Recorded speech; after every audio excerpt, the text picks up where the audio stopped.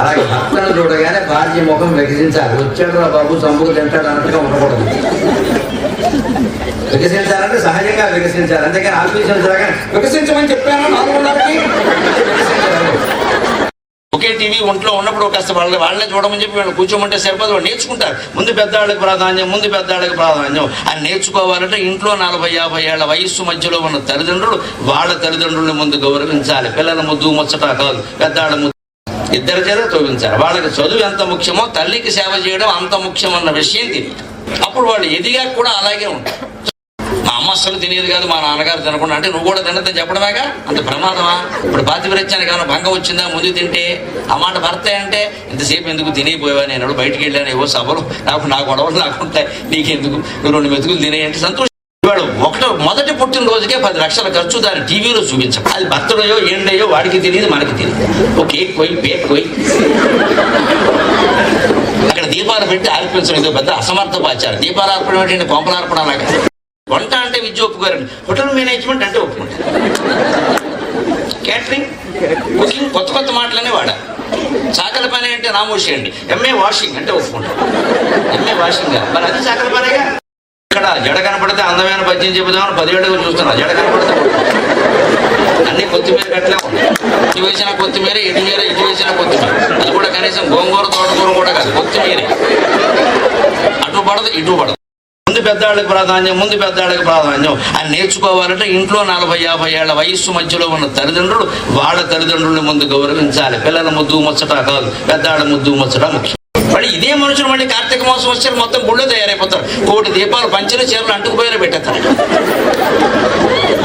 పుట్టినరోజునేమో దీపాలు అర్థం. కార్తీక మాసం ఒకటేనా దీపం, ఇంకెప్పుడు ఉండదా? దీపాలు పెట్టడానికి కార్తీక దీపం ఇంకెప్పుడు పెట్టకూడదు. ఓ మాట అంటే తప్ప పిల్లల మనోభావాలు దెబ్బతింటాయి. బొడ్డుడు అన్న వాడికి మనోభావాలు ఉంటాయి. ఈ దేశం 70 ఏళ్ళు వచ్చిన వాడికి ఏ భావాలు ఉండవు. వాడు మూల వారేస్తారు బట్టల మూటలాగా, పాత బట్టల మూటలాగా. వాడికి మనోభావాలు ఉండవు. వాడి చేతిలో టీవీ రిమోట్ లాగా పిల్లలకి ఇచ్చేస్తున్నారు, పెద్దవాళ్ళ చేతిలో తీసుకున్నారు. పైగా వాడికి 10 ఏళ్ళు వస్తే 10 దీపాలు పెట్టి అర్పించడం, మొత్తం 10 కొంపలు ఒకసారి ఇది ఏమైనా మంగళాచారం అమంగళాచారం తెలిసిపోవట్లా. దీపాలు పెట్టి దీపం పెట్టడం అంటే ఉద్యోగం ఇప్పించడం కింద లెక్క. కుటుంబం నిలబెట్టడానికి దీపం పెట్టండి అని చెబితే కుటుంబాశ్రమంలో గృహస్థాశ్రమంలో ఉండి మనం పిల్లల చేత కేకులు కోయించి దీపాలు అర్పిస్తున్నాం అంటే మనం ఏ సంస్కృతిలో ఉన్నాం, ఎలా ఆలోచిస్తున్నాం? పిల్లలకి దీపాలు పెట్టడం నేర్పుదాం, ఆర్పేయడం నేర్పుతాం. 10 ఏళ్ల వరకు వాడు మనకి భయపడతాడు, వాడికి 20 రాగానే వాడికి మనం భయపడుతున్నాం. జీవితం అంతా సరిపోయింది భయపడటం, భయపెట్టడం. ఈ తల్లిదండ్రులకే పిల్లలు భయపడాలనే విషయాన్ని చిన్నతనంలోనే కాస్త అలవాటు చేయాలి. తోలుడుతుంది వేషాలు ఇస్తే ఈ సమయానికి ఇంటికి రావాల్సిందే, లేకపోతే నిలబెట్టేస్తా బయట. పోయి ఎడ్యుకేషన్ అని పెట్టారు. పోయే మిగిలింది ఎడ్యుకేషన్ పోయి. మీరు కో అన్నారు, వారు కో అన్నారు, ఇద్దరు ఎప్పుడో ఒక్కరో కో అన్నారు. 20 ఏళ్ల యవ్వనంతో మెసమెసలాడిపోయే అమ్మాయి పక్కన కూర్చుంటే మగాడు తినగా ఎందుకుంటాడంటే అజ్ఞానంగా. వాడు వయస్సు ఉండనిస్తుందా? వాడు ఏమన్నా వశిష్ఠ మహర్షి? చదువే ముఖ్యం, నీ ర్యాంక్ ముఖ్యం, చదువుకోమని చెప్పాను కదా, నువ్వు ఎందుకు వచ్చావు? నీ ర్యాంక్ కోసమే నేను ఈ చాకరీ అంతా చేస్తున్నా. ఆ 3 ర్యాంకుకి నువ్వు ఇంత చాకరీ చేయాలా తల్లి? ఆ చాకరీ ఏదో దేవాలయంలో చేయి మోక్షం వస్తుంది. ఎందుకు వచ్చిన చాకరీ? ఈ యూనిట్ టెస్ట్లో ఇంత చేస్తే 3వ తరగతి పరీక్ష, అది కూడా ఏదో యూనిట్ టెస్ట్. అందులో 25కి 23 వచ్చాయి. Why didn't you get other 2? English ఒకటి దీనికి, అదేదో తెలుగులో ఏడవకుండా. ఆడమగ ఒక చోట చదువుకుంటారు బాగానే. చదువు కంటే ఎక్కువ మిగిలిన వ్యవహారాలు ఇదివరకు కళాశాలల్లో ఉండి ఇప్పుడు పాఠశాలకు కూడా బాకి. ఇక ముందు బిడ్డలు పుట్టగానే ఆసుపత్రికి కూడా పాకుతాయి ఈ ప్రేమకలాపాలు. పుట్టగానే పువ్వు పరిమళించిందని పుట్టగానే వీళ్ళిద్దరూ ప్రేమించేసుకుంటారు బెడ్స్ మీదే. 90 ఏళ్ళ ఆవిడ ఏదో పాడేది, నేను అంతకంటే ఏదో మెచ్చుకునేవాడిని, సంతోషించేది. ఇప్పుడు ఆవిడ మరి సినిమాలో అవకాశం ఇస్తారా పాడమని నేను ఇవ్వకపోతే? ఆవిడ పాడమని ఎవరు అడుగుతారండి? నేను అడగకపోతే సినిమా వాళ్ళు వచ్చి అడుగుతారు, మెమ్మగారి చేత పాట పాడించు. ఇప్పుడు ర్యాంక్ వచ్చి ఆ పిల్ల బుర్ర మీద పెరిగిందమ్మా. ర్యాంక్ వస్తుందో రాదో కానీ సీలింగ్ ఫ్యాన్ గురేసుకునే స్థితి వచ్చేస్తుంది. ఇంత ఒత్తిడి ఎందుకు పెంచాలి? అదే అంత అవసరం ఏముందండి? ర్యాంకు పాస్ అయితే సరిపోదా? 70% మార్కులు వస్తే సరిపోదా? అంటే మన ఇక్కడ ర్యాంక్ స్కూల్లో ఫస్ట్ ర్యాంక్ రావాలి. మనం తప్పే ఉందండి, కలిసి చదువుకుంటే తప్పే ఉందండి, భయం పోతుందండి, బెరుకుతనం సిగ్గు బిడియం అన్నీ పోయింది, బిడియం పోయింది, ఏమీ అన్నీ పోయాయి. ఎవరు ఏమీ చెప్పడానికి వీల్లేదు. తల్లి చెబితే తప్పు, తండ్రి చెబితే తప్పు, డాడీ నీకేం తెలియదు, మమ్మీ నీకేం. ఎవరు పెద్దవాళ్ళు ఏం చెప్పడానికి వీల్లేదు. మమ్మల్ని అయితే నోరు మూసుకోమని చెప్పి రోజు దీపం పెట్టాలి కదా. ఆ దీపం గొప్పది కదా, ఆ దీపం వెలుగులోనే కదా మనకి ఏదైనా కనపడేది. అలా దీపం పెట్టడం గొప్పదని చెబితే పిల్లలకి తెలీదా? అందుకని దయాశాలికి ఇద్దరు దయగానే ఉండాలి. 5 ఏళ్ల వరకు అలాగే పెంచాలి. అంతేకాదు షూలికి వెంటనే అమ్మ అంటే నాకేం కాళ్ళు నొప్పులను రోజు వస్తావురా, నాకు కాళ్ళు నొప్పులు ఏం లేవురా అని నన్ను శ్రమ పెట్టడం ఇష్టం లేదు. నేను అనేవాడు సరదాగా, నీ కాళ్ళు నొప్పులు లేవమ్మా, నాకు వేళ్ళు నొప్పులు ఉన్నాయి, నీ కాళ్ళు నొక్కితే నా వేళ్ళు నొప్పులు తగ్గుతాయి. ఇదో చమత్కారం. ఇంట్లో నుంచి బయటకు పెడుతున్నారు, భార్యాభర్త ఏ సినిమాకో దేనికో పెడుతున్నారు. పెద్దవాళ్ళు ఎలాగో రాలేరు, ఇంట్లో ఉంటారు. 80 ఏళ్ల తల్లి 85 ఏళ్ల తండ్రి ఉన్నారండి, ఇద్దరు ఉన్నారు. లేదు దురదృష్టం అయితే పోనీ ఒక్కరే ఉన్నారు. వాళ్ళ దగ్గరికి వెళ్ళి అమ్మ మేము బయటకు వెళ్ళొస్తామంటే ఆ తల్లి ఆనందించదా, వద్దు వెళ్ళడానికి వీల్లేదు అని అంటుందా? క్షౌరం అనకూడదు, బ్యూటీ పార్లర్ అన్న. క్షౌరశాల అంటే తప్పు, బ్యూటీ పార్లర్ అంటే అక్కడ జరిగేది అదే. క్షౌరానికి ఇంటికి అతను వచ్చినప్పుడు 10 రూపాయలు పుచ్చుకునేవాడు, ఇప్పుడు 1000 రూపాయలు పుచ్చుకుని క్షౌరం చేస్తాడు. అలాగే భర్తను చూడగానే భార్య ముఖం వికసించాలి. వచ్చాడు రా బాబు సంపుకు తింటాడు అన్నట్టుగా ఉండకూడదు. వికసించాలంటే సహజంగా వికసించాలి, అంతేకాని ఆఫీసు వికసించమని చెప్పాను 4:30కి. ఒకే టీవీ ఒంట్లో ఉన్నప్పుడు కాస్త వాళ్ళనే చూడమని చెప్పి వాళ్ళు కూర్చోమంటే సరిపోదు, వాళ్ళు నేర్చుకుంటారు. ముందు పెద్దవాళ్ళకి ప్రాధాన్యం, ముందు పెద్దవాళ్ళకి ప్రాధాన్యం అని నేర్చుకోవాలంటే ఇంట్లో 40-50 ఏళ్ల వయస్సు మధ్యలో ఉన్న తల్లిదండ్రులు వాళ్ళ తల్లిదండ్రుల్ని ముందు గౌరవించాలి. పిల్లల ముద్దు ముచ్చట కాదు, పెద్దవాళ్ళ ముద్దు ముచ్చట. 90 ఏళ్ళ ఆవిడ ఏదో పాడేది, నేను అంతకంటే ఏదో మెచ్చుకునేవాడిని, సంతోషించేది. ఇప్పుడు ఆవిడ మరి సినిమాలో అవకాశం ఇస్తారా పాడమని నేను ఇవ్వకపోతే? ఆవిడ పాడమని ఎవరు అడుగుతారండి, నేను అడగకపోతే సినిమా వాళ్ళు వచ్చి అడుగుతారు, మెమ్మగారి చేత పాట పాడించు. అలాగే భర్తను చూడగానే భార్య ముఖం వికసించాలి. వచ్చాడు రా బాబు సంపుకు తింటాడు అన్నట్టుగా ఉండకూడదు. వికసించాలంటే సహజంగా వికసించాలి, అంతేకాని ఆఫీసు వికసించమని చెప్పాను 4:30కి.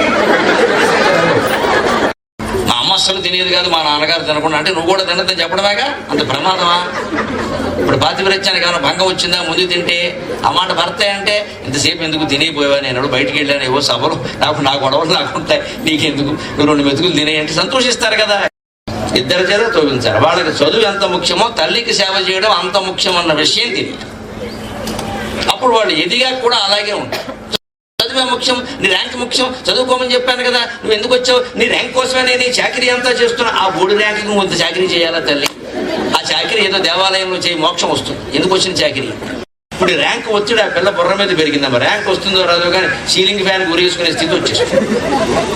ఇంత ఒత్తిడి ఎందుకు పెంచాలి? అదే అంత అవసరం ఉందండి. ర్యాంకు పాస్ అయితే సరిపోదా? 70% మార్కులు వస్తే సరిపోదా? అంటే మన ఇక్కడ ర్యాంక్ స్కూల్లో ఫస్ట్ ర్యాంక్ రావాలి, మనం పేరెంట్లో చెప్పుకోవాలి. ఇక్కడ నీ పేరెంటం కోసం నన్ను బలైపోమంటావా? ఈ యూనిట్ టెస్ట్ లో ఇంత చేస్తే 3వ తరగతి పరీక్ష, అది కూడా ఏదో యూనిట్ టెస్ట్, అందులో 25కి 23 వచ్చాయి. Why didn't you get other 2? English ఒకటి దీనికి, అదేదో తెలుగులో ఏడవకుండా. ఆడమగ ఒక చోట చదువుకుంటారు బాగానే, చదువు కంటే ఎక్కువ మిగిలిన వ్యవహారాలు ఇదివరకు కళాశాలల్లో ఉండి ఇప్పుడు పాఠశాలకు కూడా పాకి. ఇక ముందు బిడ్డలు పుట్టగానే ఆసుపత్రికి కూడా పాకుతాయి ఈ ప్రేమకలాపాలు. పుట్టగానే పువ్వు పరిమళించిందని పుట్టగానే వీళ్ళిద్దరూ ప్రేమించేసుకుంటారు బెడ్స్ మీదే. కో ఎడ్యుకేషన్ అని పెట్టారు, పోయే మిగిలింది ఎడ్యుకేషన్ పోయి.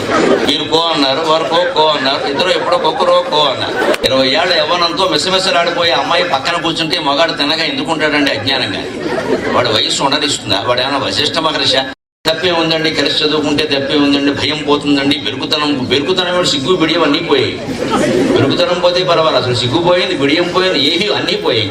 ఎవరు ఏమీ చెప్పడానికి వీళ్ళు, తల్లి చెబితే తప్పు, తండ్రి చెబితే తప్పు, డాడీ నీకేం తెలియదు, మమ్మీ నీకేం, ఎవరు పెద్దవాళ్ళు ఏం చెప్పడానికి వీల్లేదు. మమ్మల్ని అయితే నోరు మూసుకోమని చెప్పేవారు, అప్పటి నుంచి కూర్చున్నావు, మరి ఇప్పటి వరకు తెలవలేదు.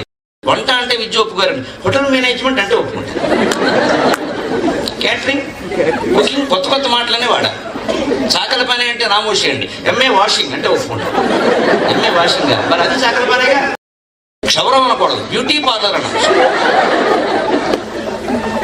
క్షౌరశాల అంటే తప్పు, బ్యూటీ పార్లర్ అంటే అక్కడ జరిగేది అదే. క్షౌరానికి ఇంటికి అతను వచ్చినప్పుడు 10 రూపాయలు పుచ్చుకునేవాడు, ఇప్పుడు 1000 రూపాయలు పుచ్చుకుని క్షౌరం చేస్తాడు. ఇక్కడ జడ కనపడితే అందమైన పద్యం చెబుదామని 10 ఏళ్ళగా చూస్తున్నా, జడ కనపడితే అన్ని కొత్తిమీర కట్టలే ఉన్నాయి. ఇటు వేసిన కొత్తిమీర, ఇటు వేసిన కొత్తిమీర, అది కూడా కనీసం గోంగూర తోటకూర కూడా కాదు, కొత్తిమీర. అటు పడదు ఇటు పడదు.